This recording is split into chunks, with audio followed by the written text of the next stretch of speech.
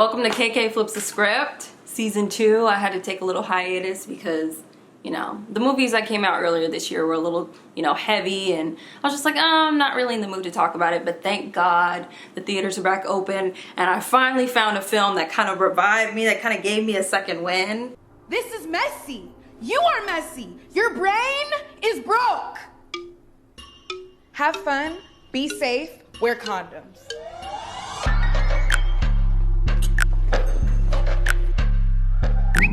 Zola, the retelling of the Twitter thread also known as The Thoughtacy. It is directed by Janiska Bravo and it stars Taylor Page and Riley Keough. Man, they really put something together that was unique, that really translated from that Twitter thread. And I loved how they also had, the time as it would show up in the same font of like an iPhone as they were, going on their little mission in Florida. Now, story overall, definitely unique, and even though it's a story or even if you don't know, it's one of those that if you tell it right, like, it just has enough going on for it, enough conflict, enough interesting characters, enough like really terrible situations that it makes it just gave it a lot of life. It gave it all the life it needed. It was just exhilarating to watch all that kind of stuff go down. Plus, it was just, if it was told in a more serious manner, even though it does get serious, and that's another thing I want to talk about, is just how easily the film was able to kind of switch up the tone, which made it kind of like a new, in my mind, like a new kind of crime drama.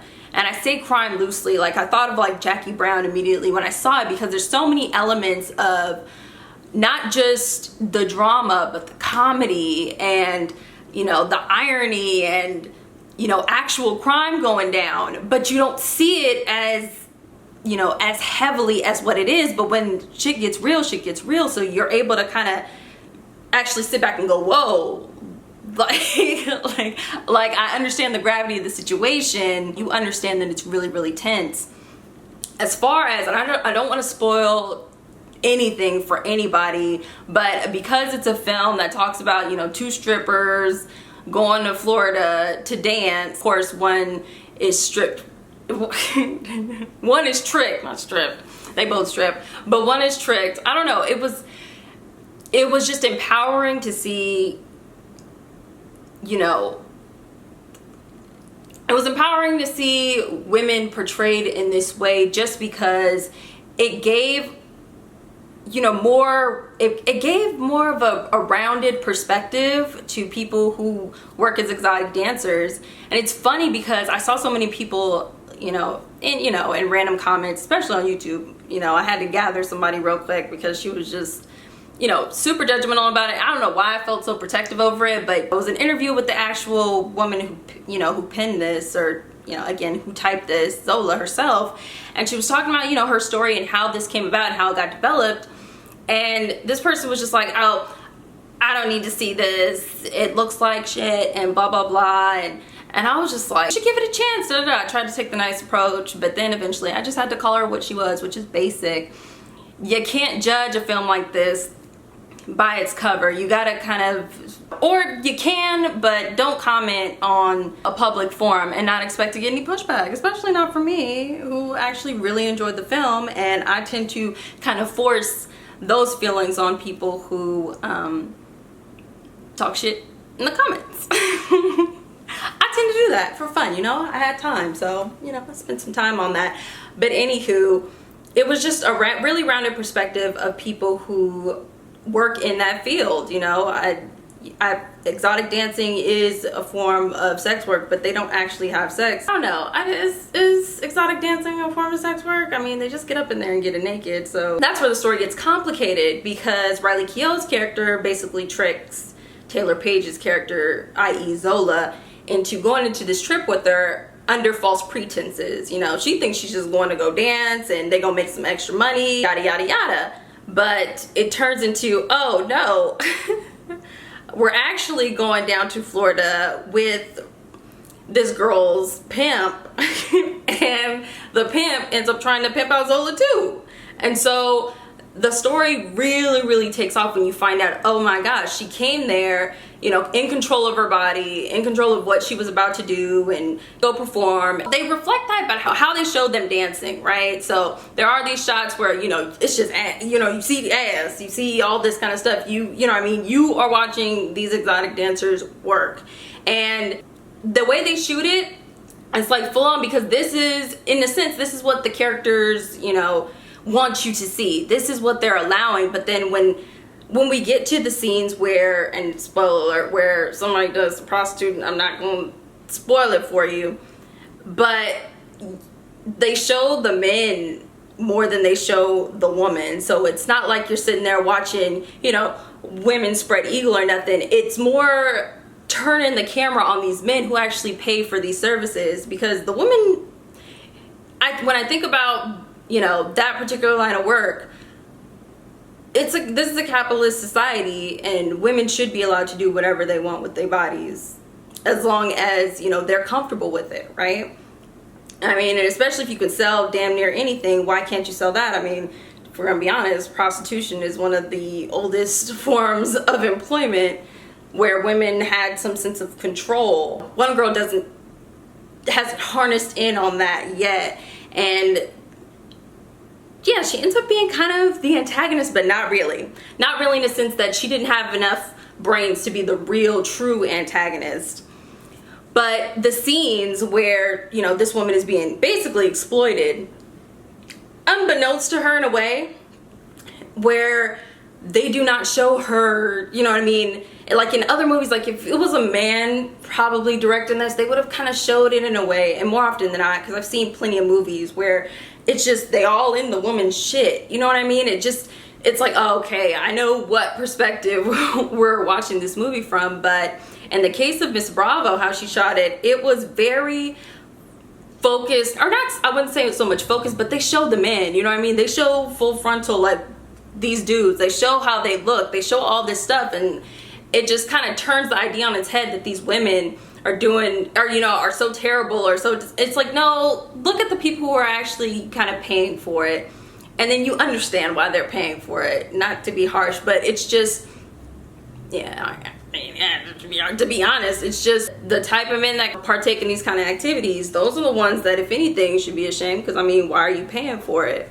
I don't know, that ain't my business. But the focus on, you know, the men's bodies and not so much the women's bodies, I don't know, like something about that just felt, you know, different and revolutionary, and, you know, like they become kind of the joke and not so much the women in the situation. Now, as I watched the movie, you know, I got this feeling, what would I say?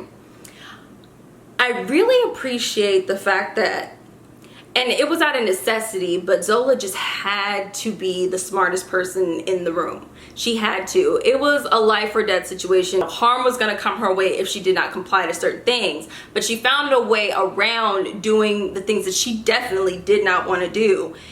But spoiler alert, this is where we get into the spoilers, so, you know, if you have to, just cut it off. But there is a scene, like towards the end, like climax of the film, where she is violated, right? And not in the way that you think, but it's where it's the one scene where she actually really forced to do something that she does not want. You know, she has no control at that time, and it's so heartbreaking because you can truly see the polarity between a woman choosing to do certain things with her body versus when she does not choose to do certain things with her body.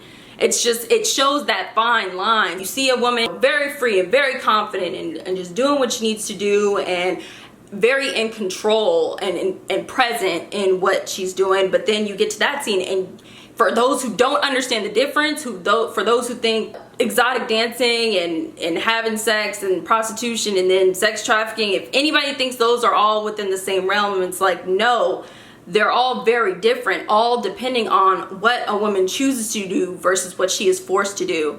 And I think that's where that was like the ultimate emotional pull, because And even so, more so after that, it just really kind of helps kind of bring the story in, because as much as you're having fun and aesthetically, it just feels kind of, it feels fun, it feels exciting. As you get to that point, you're just like, oh my gosh, this is a terrible, terrible situation. And you realize that that was like the only really stupid decision Zola made, was, you know, coming down on that trip in the first place. And as a woman myself, I can understand how you would go on that kind of adventure.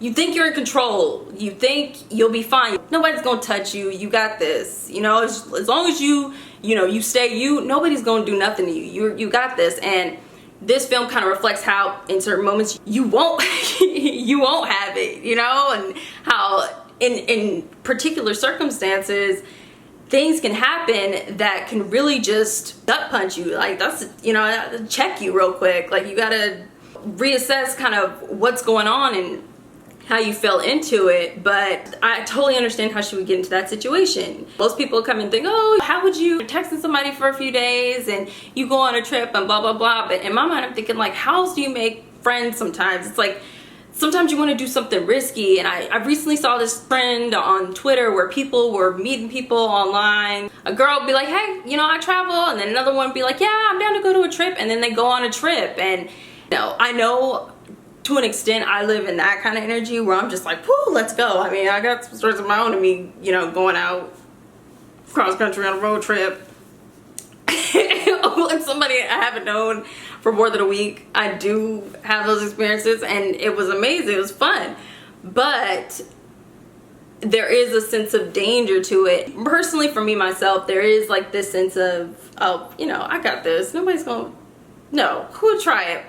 But in Zola's case, somebody tried it multiple times. We can't forget, this is autobiographical. So this really happened to a woman.